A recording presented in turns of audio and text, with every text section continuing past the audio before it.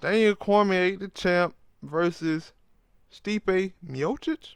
I think I said the last name right. Yeah. I said it the way it's spelt. Um. Why? Cormier won the last fight, and we watched it, and On a nice little check and hook, and right I, hook. and I was telling you about that right hand the whole night. Like, yo, he can land that shot. Is there? My thing is this time around is how does Miocic look out for that shot? And he stand back because I thought he was doing really, really well when he was fighting from the outside. Yeah, that But was then from when the he side. was getting close, you could see that Cormier was trying to set him up for that right hand, and then he kept getting close, and Cormier landed that shot. So if he learns from the first fight, he may come out with the W tomorrow night. Um, and I thought, in the first fight, I was thinking, man, Cormier gonna go out there and do what he always do, trying to ground and pound. But he kind of stood up with him. No, no. But that's what I seen from Cormier leading up to that first fight. That he was like, yo, a lot of people think that I'm gonna go take him to the ground. And he was like, no, I've been working on my stand up game. But the thing is, like, Stipe, them time, the reason why he got popped is because he was in close. And they're like, why are you so in close to a dude who is a known standout wrestler? But at the same time, he's bigger though. In height, he ain't bigger in weight, but he bigger in height. So he felt like he can get in there and muscle Cormier around a little bit. He can get close to him and body him up. So he wasn't, wrong for thinking that. My thing is that he was having some success fighting from the outside in the early going, and so you stay with what's working.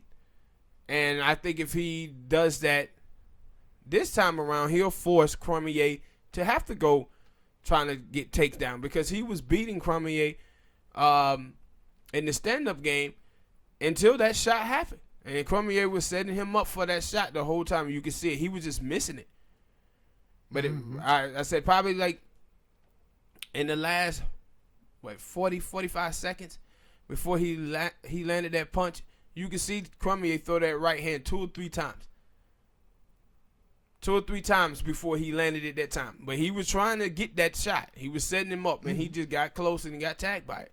Cause I think the first time he threw it a couple times. I think he landed it one time, but it wasn't as solid. Yeah. But that second time, Stipe was kind of ducking into the punch, Mm-hmm. and it caught him. Boom, and he fell. And like when I watched, because I watched, yeah, I basically watched most of not all his fights when he was the champion. I watched most of all of Stipe. So I ain't surprised about that because he kind of did like that what he been doing. So he been knocking dudes out. So I'm guessing, yeah, cause yeah, that is the thing that Quim ain't known for being a great stand up. He ain't known for that much power. So I'm guessing that is what he was thinking. I can just go ahead and muscle him around and yeah, but this is the UFC and them gloves are very small. Now I don't even think you can get away with that in boxing.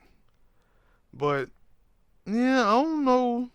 I guess I'll go with the champion on this. But I guess another question would ask that if Cormier wins, do you think he retires? Okay, at first he was saying that he was going to retire, but now he kind of walking that back like, I maybe not retire. Uh, I think it would be a good time for him, honestly. And the reason why is because he always wanted to go into wrestling. And I love him on commentary in the UFC. Yeah. Love him on that. So he has a career in wrestling being a commentator or in the UFC. So it's going to be all about him though. Because he has nothing else to prove to anybody. So it's going to come down to whether he want to retire. And when you in that situation, as a fan, you can't really look at someone and say when it when they should retire, not because you don't know that person's bank account, you don't know what that person got have going on. But I think he got options Cause to I do other things. was surprised. Cause I can understand him. Cause he was like, if he loses, Yeah, he most definitely will want a rematch. yeah, he was like, he ain't gonna retire. He's like, cause most of all the fighters who he've seen, who were like, yeah, I'm gonna retire, they end up losing that match and they get knocked out. And he was like, I don't want to go out on my back.